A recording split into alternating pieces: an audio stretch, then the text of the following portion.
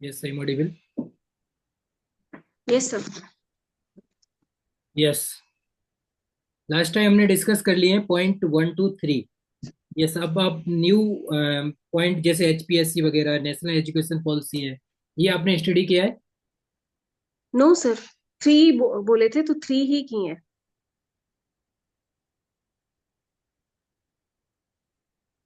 तो अभी कोई न्यू टॉपिक जो हम मॉक लें अभी, अभी आगे का टाइम। सर मुझे वो जो मैंने मॉक दिया है उसके बारे में रिव्यू लेना है कि मेरी क्या कमियां थी, इस चीज को मुझे ऐसे बताना चाहिए था। ये जो पॉइंट यस। मैंने सही नहीं बताया नहीं, उसको वो मैं कैसे पॉइंट, और अच्छा बता यस सकूं। मैं आपको बताऊं, जो पॉइंट है उनको थोड़ा आप डिस्क्राइब कीजिए और ज्यादा से ज्यादा, जितना ज्यादा आप कोशिश कर रहे हैं एक्सप्लेनेशन। वैसे आपके ठीक है, एक्सपेरिमेंट आपने जो लैब के बारे में जितने भी पॉइंट बताए हैं वो बेटर है, लेकिन आप कोशिश करो थोड़ा। अब जो एक्सपेरिमेंट है, कोई भी टेस्ट है नाइट्रोजन सल्फर का, वो तो टेस्ट वही रहेगा, उसका तो ज्यादा कोई डिस्क्राइब नहीं कर सकते आप। अब नाइट्रोजन का कोई भी फेरस सल्फेट है तो फिर इतना ही पॉइंट आप बोलेंगे तो भी सफिशियंट है, अगर डिस्क्राइब करते हैं तो ज्यादा बेटर है। लेकिन आप जो और चीजें हैं एक्सप्लेनेशन, जैसे आपका डिस्ट्रिक्ट है, स्टेट है, इनको जो पॉइंट है उनको थोड़ा डिस्क्राइब कीजिए, थोड़ा आप कर सकें वो उनको। वैसे उसके लिए आपको क्या थोड़ा स्टडी करना पड़ेगा। वो हरियाणा है, हरियाणा का रोल क्या है इंडिया के, तो इंडिया का जो पॉइंट है रोल, अब आपका पहले बात करते हैं फतेहाबाद का। फतेहाबाद का रोल क्या है, आप बेसिक बता सकते हैं। आपके यहाँ अगर टूरिज्म होता है तो बता सकते हैं जीडीपी के अकॉर्डिंग, आपने बताया था आपके यहाँ गेहूं वगैरह या वैसी चीजें होती हैं। कोई भी अगर प्रोडक्टिविटी हो रही है तो उसका रोल है, वो जीडीपी के रूप में रोल हो रहा है ना, इकोनॉमिक रूप से पार्टिसिपेट हो रहे हैं। तो कल्चरल पार्टिसिपेशन हो रहा है, कल्चरल रूप से उसमें भाग ले रहे हैं, इकोनॉमिक रूप से ले रहे हैं, पॉलिटिकल रूप से ले रहे होंगे, कोई भी वैसी पॉलिटिकल अगर क्राइटेरिया आपके यहाँ चलते हो, तो इस तरह से वो हरियाणा में रोल है। अब हरियाणा का इंडिया में क्या रोल है, तो वो हरियाणा का बहुत सारा जो आपने बताया हुआ है, अ, जो अनाज के रूप में वो ज्यादा प्रोडक्शन होता है वो करते हैं, स्पोर्ट्स में करते हैं। नंबर टू, स्पोर्ट्स में बहुत ज्यादा हरियाणा का रोल रहता है। इंडिया के रूप में आप देखेंगे जो भी गेम्स होते हैं वहाँ पे स्पोर्ट्स लाए, पॉलिटिकल रूप में भी सबसे काफी ज्यादा है। हाँ, तो इकोनॉमिक पॉलिटिकल है, कल्चरल है, हरियाणा का कल्चरल है वो अलग थोड़ा डिफरेंट है, तो वो इंडिया में पार्टिसिपेट करते हैं अपने रूप से। तो ये चीजें आप इंडिया के रूप में बता सकते हैं। जीडीपी काफी ग्रो हो रहा है क्योंकि स्टेट है जो इकोनॉमिक रूप से काफी पार्टिसिपेट है, करता है, जो देता है बहुत ज्यादा जीडीपी के रहते हैं रोल। ये पॉइंट आप बता सकते हैं कुछ पॉइंट वाइज, तो वो एक्सप्लेनेशन आप थोड़ा और कर, उसके लिए आप थोड़ा स्टडी कीजिए। पता चल जाएगा उससे कि क्या क्या हरियाणा में हो रहा है। ये चीजें हो गई। टीचिंग के बारे में है तो टीचिंग की एजुकेशन सिस्टम है तो हरियाणा का आप बता सकते हैं, उसके मेरिट डिमेरिट बता सकते हैं। एज ए आपको सपोज आपको अपॉइंटमेंट कर दिया गया as a minister of your Haryana government में, तो एजुकेशन सिस्टम में तो आप उसके लिए क्या सजेशन दे सकते हैं, बेनिफिट पॉइंट क्या होंगे। जैसे आप टीचर के अकॉर्डिंग रहते हैं ना, पीजीटी होते हैं, पीजीटी भी अपॉइंटमेंट उनका प्रमोशन होता है आगे, तो क्या सजेशन देंगे आप, तो वो सारे पॉइंट हैं तो वो आप बता सकते हैं। आपने बताया हुआ है बहुत सारा चीजें कि चेंजिंग हो रही, टेक्नोलॉजी आ रही है, जिससे उनको सिस्टमेटिक से एक टीचिंग की जा रही है, उनको सिखाया जा रहा है, लर्निंग मॉडर्न टेक्नोलॉजी के अकॉर्डिंग सिखाया जा रहा है। बहुत सारी एक्टिविटीज होती हैं डे बाई डे, तो वो पॉइंट है उनको थोड़ा और डिस्क्राइब कीजिए कि वो पॉइंट कब होते हैं। अब आप बता सकते हैं आप एजुकेशन में कि कौन कौन से डे हैं साइंस के, या किस तरह से आप मनाते हैं उनको, तो उनका डिटेल होना चाहिए थोड़ा। कोई भी पॉइंट के अकॉर्डिंग, ये पॉइंट ये डे इस दिन मनाते हैं तो हम क्या क्या अपना रोल करते हैं वहाँ पे, तो ये चीजें आप थोड़ा डिस्क्राइब कीजिए बस। बाकी सब सीख ठीक है, पॉइंट आपने बताया वो पॉइंट सही है, उनको थोड़ा डिस्क्राइब कीजिए ज्यादा से ज्यादा, 50 to 100 वर्ड्स। कोई भी क्वेश्चन आपसे पूछा जाता है तो कम से कम 100 वर्ड में होना चाहिए, 50 to 100 तो होना ही चाहिए। इतना एक्सप्लेन करेंगे तो उससे पता चल जाता है कि सामने वाले ने स्टडी किया है, उसके बारे में डीप में स्टडी की है। ये है पॉइंट। बाकी आपका बेटर है, कोई नहीं, अभी तो आज फर्स्ट है, तो वो डे बाई डे हम लेंगे तो काफी इम्प्रूवमेंट होगा। वो मैंने व्हाइट बोर्ड का बोला था, आपके पास व्हाइट बोर्ड है? सर व्हाइट बोर्ड मेरे पास 2-3 दिन बाद अवेलेबल हो जाएगा। अच्छा, 2 3 दिन बाद होगा। अभी हाँ भी। यस। एक सर मुझे अ, वो पढ़ रही थी मैं तो एक्सटर्नल इंडिकेटर और इंटरनल इंडिकेटर में डिफरेंस समझ में नहीं आया। जैसे हम डालते हैं फिनोफ्थलीन मिथाइल ऑरेंज, ये इंटरनल इंडिकेटर है। और एक्सटर्नल इंडिकेटर इंडिकेटर्स, कौन से यस। होते हैं? इंडिकेटर जो हम यूज करते हैं, एसिड और एल्केलाइन और यूनिवर्सल, तीन टाइप के इंडिकेटर होते हैं, जिससे पीएच का चेंज होता है। मेन इंडिकेटर का मेन पर्पज ये है कि कोई भी चीज हम इंडिकेटर में यूज करते हैं उसका कलर चेंज होता है, एसिड, एल्केलाइन और यूनिवर्सल। मेन रोल यही है, कोई कलर चेंज करता है इंडिकेटर का, एक मीडिएटर रूप में यूज होता है, वो इंडिकेटर हो गए। कोई सा भी आप नहीं ऐसे, सर, एक्सटर्नल और इंटरनल इंडिकेटर पूछ रही हूँ मैं। इंटरनल और एक्सटर्नल किस वे में बताए जा रहे हैं?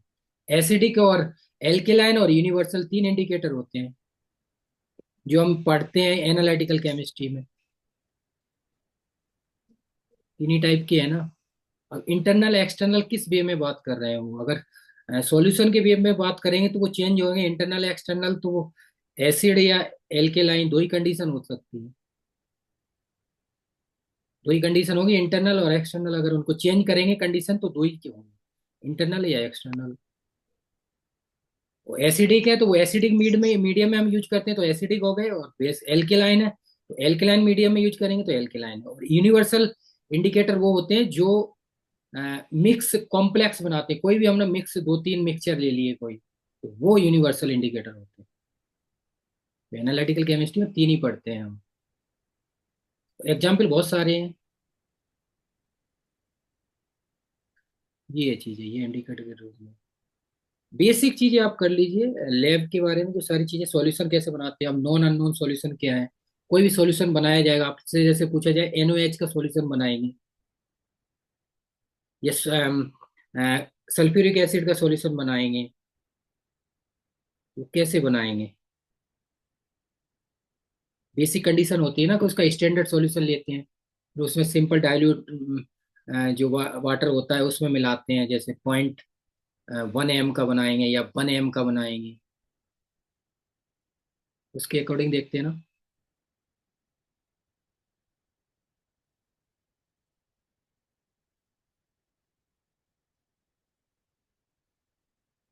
Hello, am audible?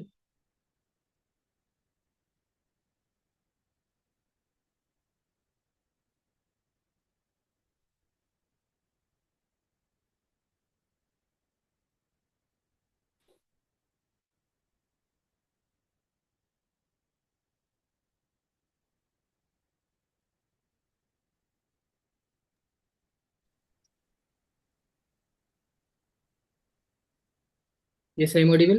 शायद नेटवर्क प्रॉब्लम आ यस सर। सर एक मेरे को ग्रेविमेट्रिक टाइट्रेशन थोड़ा एक्सप्लेन कर दो, मुझे ये चीज क्लियर नहीं हुई। क्या रही। प्रिंसिपल है इसका? हाँ जी। ग्रेविमेट्रिक एनालिसिस में ये है कि जो भी कोई भी एक्सपेरिमेंट हम करते हैं उसका वेट निकालते हैं। मेन मेन एप्लीकेशन ये है, वेट के अकॉर्डिंग हम निकालते हैं।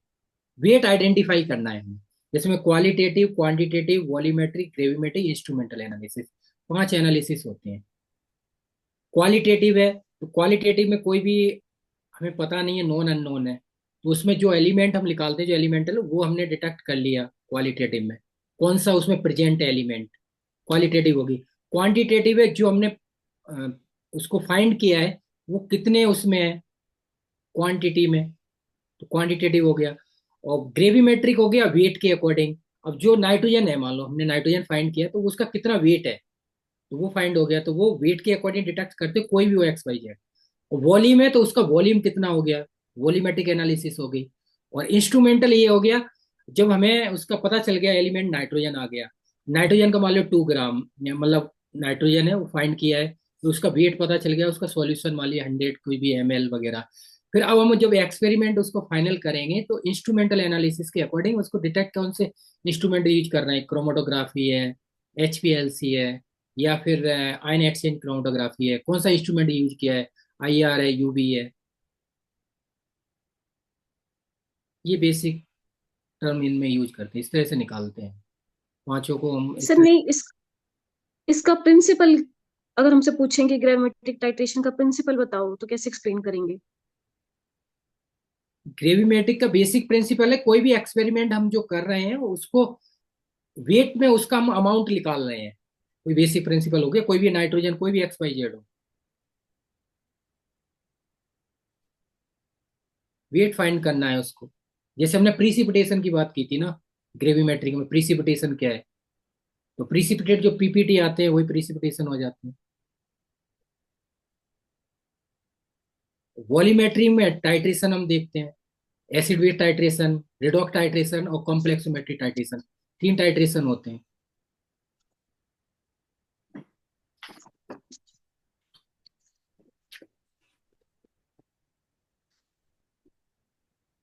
तो ये दोनों में यूज किया जाता है सॉल्यूशन, यूज सॉल्यूशन का ही होगा, मेन रोल सॉल्यूशन का ही, उसी के अकॉर्डिंग हम निकालेंगे।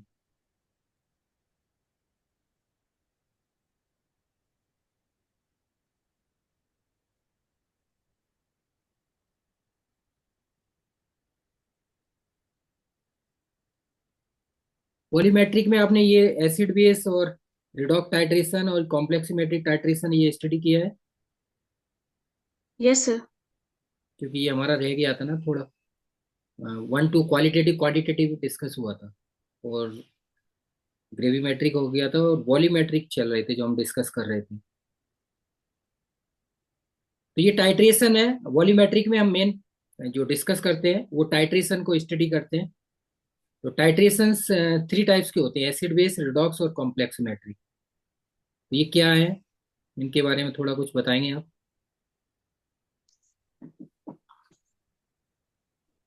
सर एसिड बेस टाइट्रेशन जैसे कि हमने ले लिया HCl वर्सेस NaOH, तो हम क्या करते हैं, HCl की हमें अननोन कंसंट्रेशन है, कितनी नॉर्मेलिटी का है वो हमें निकालना है।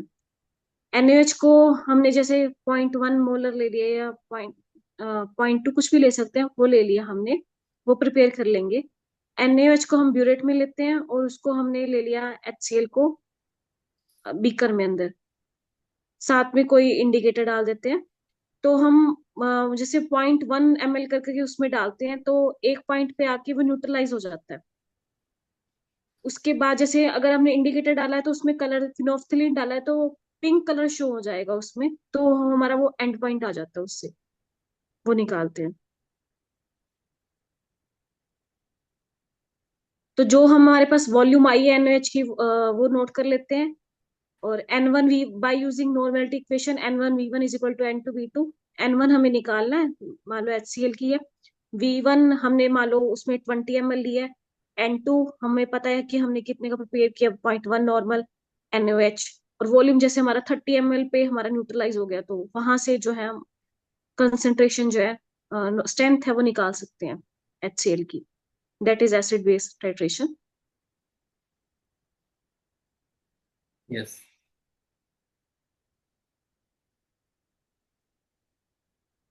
Redox titration. रिडॉक्स टाइट्रेशन जैसे सर हम करते थे ऑक्सैलिक एसिड वर्सेस मोर साल्ट ले लिया, ऑक्सेल या KMnO4 वर्सेस वो ले लिया, मोर साल्ट ले लिया, तो इनकी करते थे। इसमें भी सर एक का जैसे KMnO4 वर्सेस हमने मोर साल्ट ले लिया, तो KMnO4 हमारा स्ट्रॉन्ग ऑक्सीडाइजिंग एजेंट हो जाता है, तो वो मोर साल्ट को ऑक्सीडाइज करेगा, और मोर साल्ट हमारा इसमें रिड्यूसिंग एजेंट होगा। वैसे ही सर मतलब ऑक्सैलिक एसिड को पहले हम स्टैंडर्डाइज करेंगे, स्टैंडर्डाइज ऑक्सैलिक एसिड प्रिपेयर करेंगे, फिर उसकी स्टैंडर्ड फिर उनके आपस में टाइट्रेशन करके वही सेम प्रोसीजर होता है कि हमें अननोन वैल्यू निकालनी होती है इनकी। और कॉम्प्लेक्सिमिटी टाइट्रेशन में हम इनका कोई मेटल आयन ले लेते हैं, उसका कॉम्प्लेक्स बनता है EDTA के साथ, जैसे यस, कॉम्प्लेक्स बनता है। वैलिडिटी है, यस।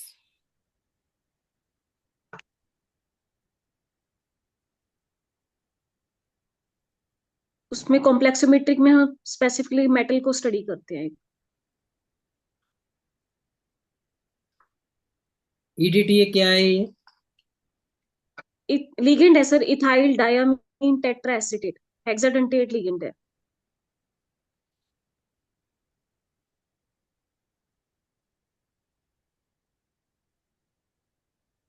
यस, ये टाइट्रेशन हम डिस्कस करते हैं वॉल्यूमेट्रिक एनालिसिस, बेसिक।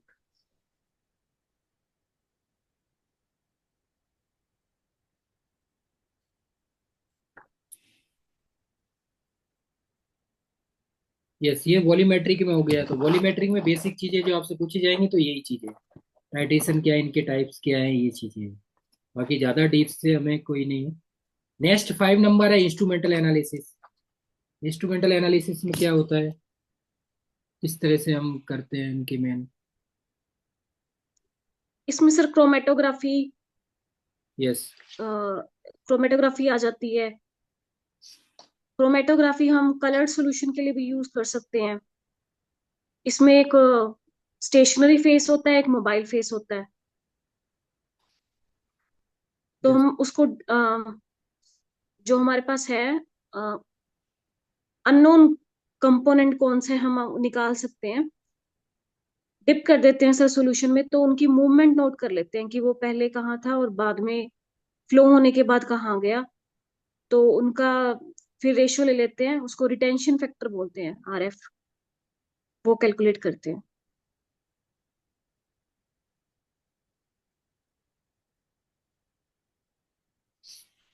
क्रोमेटोग्राफी की बेसिक हम करते क्या है मेन है इसका पर्पज, ये application basic point only. Purpose sir जैसे हमारे पास हमने कोई 2-3 मेटल्स ले ली, कौन कौन सी है हमारे पास, निकल है, कैडमियम है, मरकरी है, तो कौन कौन सी हैं, तो उससे हम वो सेपरेशन कैलकुलेट होता कर है मेनली। सकते हैं। क्रोमेटोग्राफी का मेन एप्लीकेशन या पर्पज यही सेपरेशन टेक्निक है। सेपरेशन करते हैं जिसमें फेसेस है, मोबाइल फेस, स्टेशनरी फेस, जो आपने बताई हुई है।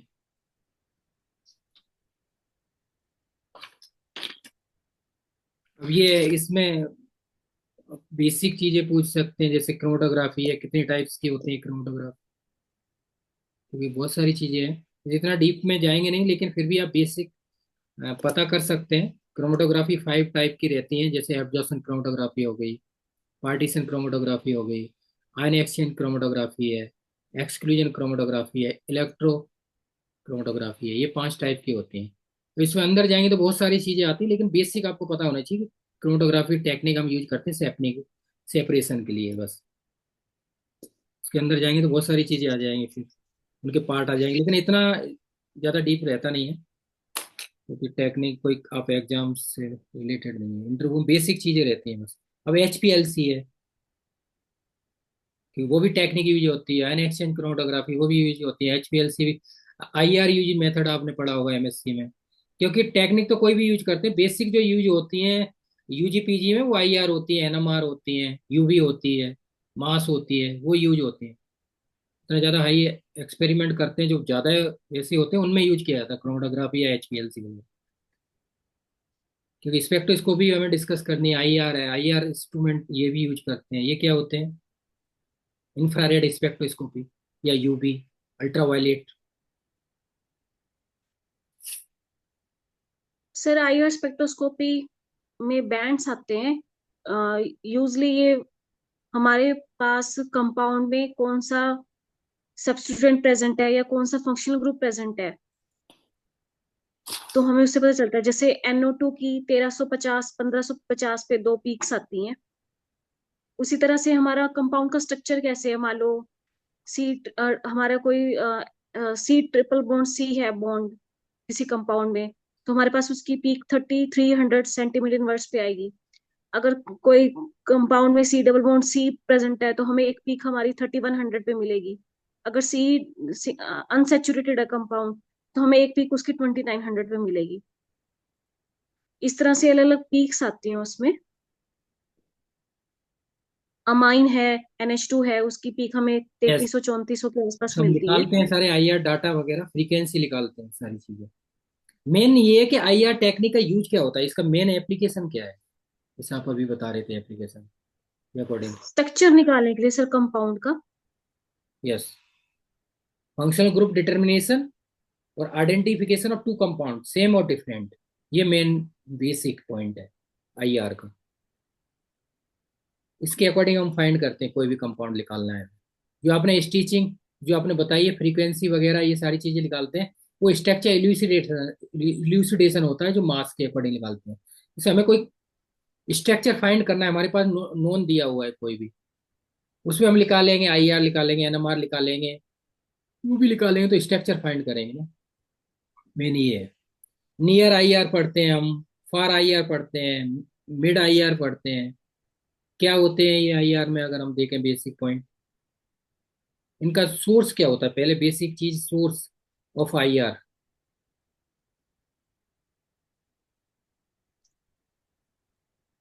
Source of IR. कोई नहीं, बेसिक है, आप देख लेना। वैसे नियर आईआर है, नस्ट फिलामेंट होता है, नेस्ट फिलामेंट यूज करते हैं। अब नेस्ट फिलामेंट क्या होता है, जो ऑक्साइड ऑफ जर्केनियम है, सीरियम है, थोरियम है, उनके जो ऑक्साइड होते हैं वो नेस्ट फिलामेंट बनाते हैं कॉम्प्लेक्स। फार आई आर है, फार आई आर का सोर्स क्या होगा, तो फार आई आर का सोर्स होता है globar. Glauber means mercury arc होता है एक, जो कॉम्प्लेक्स बनाते हैं, सिलिकॉन कार्बाइड की रोड होती है, जो कार्बाइड हम पढ़ते हैं, कार्बन सिलिकॉन जर्मेनियम में जो कार्बाइड की रोड होती है उसको ग्लोबर बोलते हैं, वो मरकरी आर्क, जिसकी क्या लोअर फ्रीक्वेंसी होती है। और जो नियर आई आर है उसकी हायर फ्रीक्वेंसी होती है। तो ये सोर्स में यूज किए जाते हैं, नियर आई आर सोर्स होते हैं ये इनके। सर ये फार आईआर दोबारा बताना एक बार। फार आई आर है ग्लोबर, ग्लोबर या फिर मरकरी आर्क,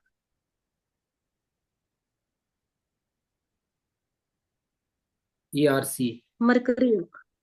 मरकरी, जो एच जी हम पढ़ते हैं। अब ये बनते क्या है, ये किससे बनता है, ये कॉम्प्लेक्स जो सिलिकॉन कार्बाइड रोड होती है वो उसको बोलते हैं ग्लोबर, जो ये सोर्स के रूप में यूज किए जाते हैं। क्यों यूज किए जाते हैं, क्योंकि इनकी लोअर फ्रीक्वेंसी होती है, और अपसाइड वाले जो यूज किए जाते हैं उनकी फ्रीक्वेंसी हायर होती है, नष्ट वालों की, जो जर्केनियम, सीरियम, थोरियम की बनाते हैं ऑक्साइड, जो नष्ट फिलामेंट होते हैं, उनकी फ्रीक्वेंसी हाई होती है और इनकी लोअर होती है। टेम्परेचर अराउंड 1000 to 1800 होती है। ये सोर्स हो गए बेसिक, जिसको हम बता सकते हैं आई आर क्या है। अगर बेसिक पूछते हैं वो, तो उसके बारे में बेसिक पॉइंट यही होगा, बाकी तो यही है। इनमें हम मोलिकुलर वाइब्रेशन वगैरह, तो ये पॉइंट हो गए बेसिक, क्योंकि जो इंस्ट्रूमेंट में यूज करेंगे। बाकी तो हम जब सब्जेक्ट है उसमें डिटेल में हम पढ़ेंगे, I R, N M R, U भी, जो हमारा सब्जेक्ट आएगा, है ना। जब सब्जेक्ट की हम स्टडी करेंगे तो हम इनको डिटेल में पढ़ेंगे, अभी तो बेसिक पॉइंट है। यूवी है, यूवी इंस्ट्रूमेंट क्या होता है,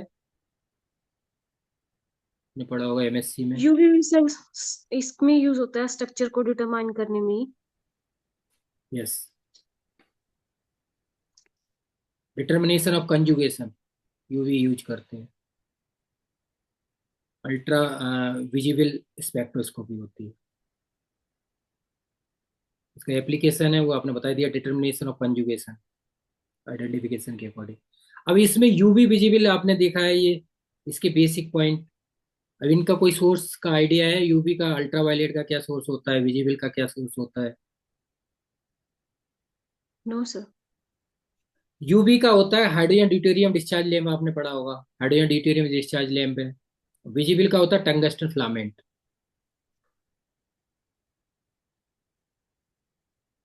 ये इंस्ट्रूमेंट यूज किए जाते हैं, जो भी हम यूज कर रहे हैं अब इंस्ट्रूमेंट, लास्ट में जो डिटर्मिनेशन करेंगे कोई भी कंपाउंड उसके लिए। आई और हो गया, यूवी हो गया, मास हो गया। स्पेक्ट्रोस्कोपी में हम देखते हैं, स्पेक्ट्रोस्कोपी और स्पेक्ट्रोमेट्री, इनमें क्या बेसिक डिफरेंस होते हैं। स्पेक्ट्रोस्कोपी में तो सर इंटरेक्शन होता है रेडिएशन का with matter. Yes, interaction with matter, yes. और स्पेक्ट्रोमेट्री, बट स्पेक्ट्रोमेट्रिक में हम सर पढ़ा तो हुआ है बट याद नहीं आ रहा। कोई नहीं है, वो अभी हम देख लेंगे बाद में। मैट्रिक में क्या बेसिक टेक्निक यूज करते हैं, बस बम्बार्डमेंट कराते हैं हम मास में, एलिमेंटल एनालिसिस जो अभी हम डिस्कस कर रहे हैं वही चीज है, टेक्निक यूज की जाती है कोई। तो स्पेक्ट्रोमेट्री हो गया वो बेसिक, एक मास में बम्बार्डमेंट कराया जाता है, जो पीक्स होती हैं लार्ज, फिर उनसे स्मॉल डिवाइडेशन हो जाता है, molecular ion peak, parental ion peak, वो बनती है। ये बेस बेसिक, पीक। हाँ, तो बेस पीक वो सारी चीजें, तो वो बेसिक है, टेक्निक यूज करते हैं, यहाँ पे अलग यूज किया जाता है। तो ये इंस्ट्रूमेंट हम यूज करेंगे, जैसे आईआर हो गया, यूवीवी हो गया, मास भी हो गया। तो ये जो यूज जनरली यूज किए जाते हैं, जो एक्सपेरिमेंट में यूज होते हैं, क्योंकि जो अब आपका इंस्ट्रूमेंट पूछा जाएगा पॉइंट, तो उसमें ये बेसिक जनरली चीजें हैं जो ज़्यादा यूज किए जाते हैं सिंपल यूजी और पीजी लेवल में। बाकी अदर अब ये मास, ये चीज़ें, गैस क्रोमेटोग्राफी, एचपीएलसी के, वो हाई लेवल के एक्सपेरिमेंट होते हैं, उनमें रहते हैं। लेकिन बेसिक चीज़ें पता होना चाहिए, क्रोमेटोग्राफी क्या है, तो बेसिक सेपरेशन के लिए टेक्निक यूज करते हैं।